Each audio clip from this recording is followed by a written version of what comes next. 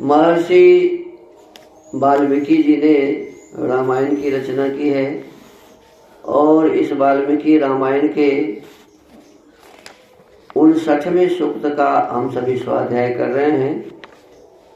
पिछले दिनों बताया गया था कि उनकी आज्ञा मानकर सभी शिष्य चारों दिशाओं में चले गए। फिर तो सब देशों से ब्रह्मवादी मुनि आने लगे। विश्वामित्र के वे शिष्य उन प्रज्वलित तेज वाले महर्षि के पास सबसे पहले लौट आए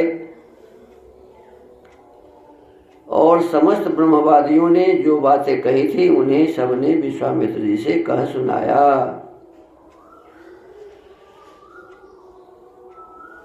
ये त्रिशंकु महाराज को जब चांडाल होने का शाप दे दिया वशिष्ठ मुनि के पुत्रों ने, तो उसी रूप में आ गए विश्वामित्र के साथ। और विश्वामित्र ने कहा कि कोई घबराने की बात नहीं है, मैं आपको इसी रूप में माने चांडाल के रूप में ही इसी शरीर के साथ कहाँ भेज दूंगा?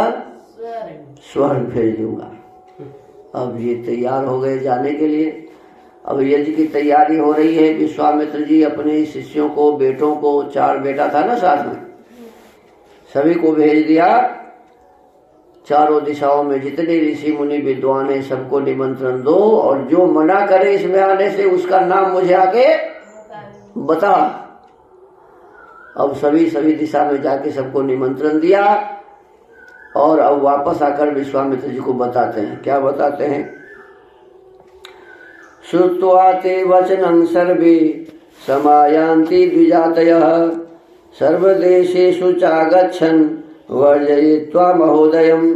हे, वे बोले, गुरुदेव आपका आदेश या संदेश सुनकर प्रायः संपूर्ण देशों में रहने वाले सभी ब्राह्मण आ रहे हैं।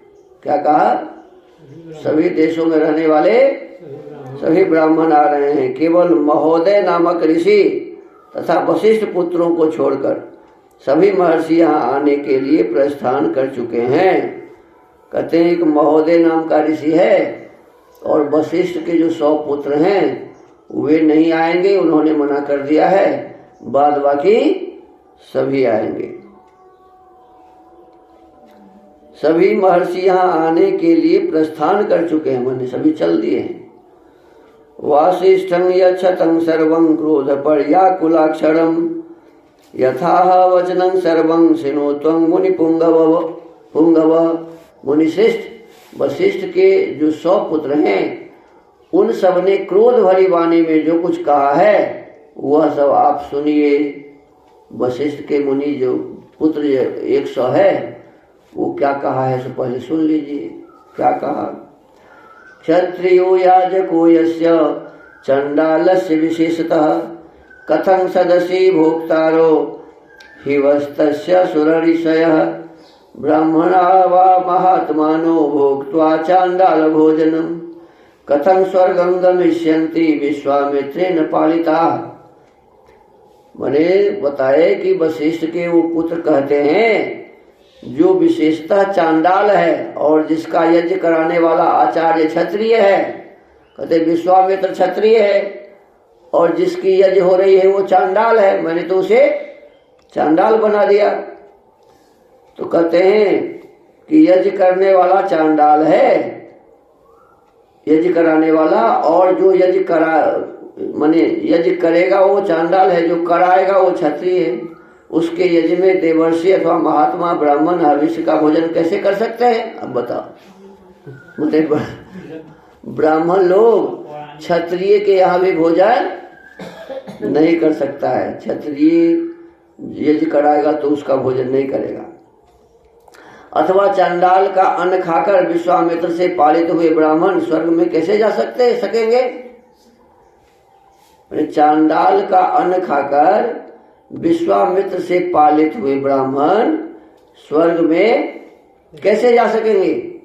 एतद वचन नैष्ठुर्य मोचो संरक्त लोचना वासिष्ठा मुनि शार्दूल सर्वे सहमत महोदया। मुनि प्रवर महोदय के साथ वशिष्ठ के सभी पुत्रों ने क्रोध से लाल आंखें करके ये उपर्युक्त निष्ठुरता पूर्ण बातें कही थी। मैंने महोदय भी उसके साथ थे। तेषां तद्वचनं श्रुत्वा सर्वेषां मुनिपुंगवः क्रोध संरक्त नयनः सरोषमिदमब्रवीत्। उन सब की यह बात सुनकर मुनि प्रवर विश्वामित्र के दोनों नेत्र क्रोध से लाल हो गए। अब देखो, अब विश्वामित्र जी भी क्या हो गए जी? क्रोध से लाल हो गए और वे रोष पूर्वक इस प्रकार बोले। देखो, क्रोध करना अच्छी बात थोड़े है। अब विद्वान के बारे में कह रहे हैं कि वो क्रोध से लाल हो गए। यद्दूषयन्त्य दुष्टं मां तप उग्रं समाश्रितं भस्मीभूता दुरात्मानो भविष्यन्ति न संशयः। मैं उग्र तपस्या में लगा हूँ और दोष या दुर्भावना से रहित हूँ, तो भी जो मुझ पर दोषारोपण करते हैं वे दुरात्मा भस्मीभूत हो जाएंगे, इसमें संशय नहीं है। अब देखो, अभी विश्वामित्र क्या दे रहे हैं? वशिष्ठ मुनि के बेटे को शाप दे रहे हैं कि जल के भस्म हो जाएंगे। विकृताश्च विरूपाश्च लोकाननुचरन्वितां चरन्त्विमान् महोदयश्च दुर्बुद्धिर्माम दुष्यं यदूषयत् दूषितः सर्वलोकेषु निषादत्वं गमिष्यति प्राणातिपात निरतो निरनुक्रोशतांगतः दीर्घकालं मम क्रोधात् दुर्गतिं वर्तयिष्यति। वे लोग विकृत एवं विरूप होकर इन लोकों में विचरे, साथ ही दुर्बुद्धि महोदय भी, जिसने मुझ दोषहीन को भी दूषित किया है, मेरे क्रोध से दीर्घ काल तक सब लोगों में निंदित, दूसरे प्राणियों की हिंसा में तत्पर और दया शून्य निषाद योनि को प्राप्त हो। निषाद योनि को प्राप्त करके दुर्गति भोगेगा। देखो क्या कर रहे हैं, कहते हैं वे लोग विकृत एवं विरूप होकर, सब क्या हो जाएगा? इसका रूप बिगड़ जाएगा, इन लोगों में विचरेंगे। साथ ही दुर्बुद्धि महोदय भी, मैंने महोदय भी बना किया था ना कि दुर्बुद्धि, मैंने महोदय के बुद्धि नहीं है, उसके पास खराब बुद्धि है, जिसने मुझ दोषहीन को भी दूषित किया है, मेरे क्रोध से दीर्घकाल तक क्या बन जाएंगे? सब लोगों में निंदित होंगे, दूसरे प्राणियों की हिंसा करेंगे और दयाशून्य निषाद योनि को प्राप्त होंगे। निषाद माने मल्लाह।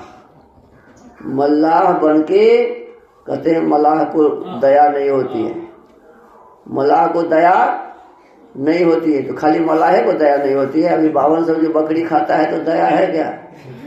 है? अरे अभी तो ब्राह्मण भाई भी खाते हैं ना, क्षत्रिय हो वैश्य हो, सब खाता है बकरी मुर्गा, तो बताओ ये दया वाले हैं क्या? और देखो जाके दुर्गा स्थान में हजारों बकरी को काटते रहते हैं, तो ये दयावान है क्या? काटने वाला अपने आप को कहता है कि मैं ब्राह्मण हूँ। ब्राह्मण है, जब काटने वाला ब्राह्मण है, बताओ तो फिर चांडाल किसे कहोगे? अभी कल की बात है, कश्मीर में लाइन में लगे थे भगवान से मिलने के लिए लोग, वो सबको खड़ा कर दिया, पूछा कि तुम्हारा नाम क्या है? जो जो बताया कि मेरा नाम हिंदू वाला है, सबको गोली मार दिया। 26 आदमी मर गए और बहुत सारे हॉस्पिटलाइज हैं। अब बताओ, तो ये मारने वाले अच्छे आदमी हैं क्या? हैं? तो यही तो चांडाल है, यही तो आतंकवादी है ना। तो ऐसे पूरे सारे विश्व के नेता इस घटना की निंदा की है। हमारे प्रधानमंत्री विदेश में थे, वो भी सब यात्रा समाप्त करके आ रहे हैं।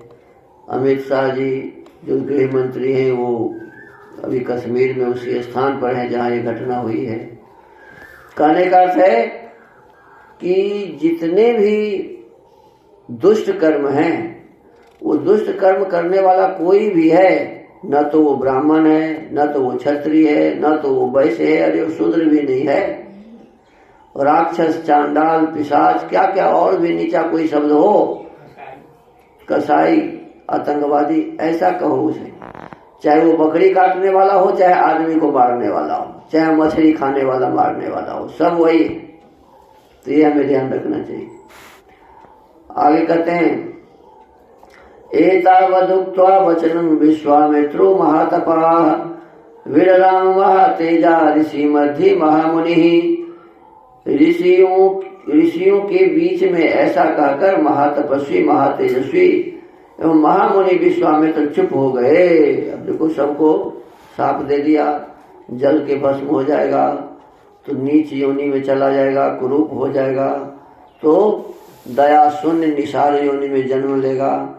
ये सब दे करके और फिर क्या हो गए, चुप हो गए। अब ये इस प्रकार 59वां सर्ग समाप्त होता है बालकांड का। अब आगे का स्वाध्याय अगले दिन करेंगे। आज के इस वाल्मीकि रामायण के स्वाध्याय के क्रम को यहीं विराम देते हैं। ओम।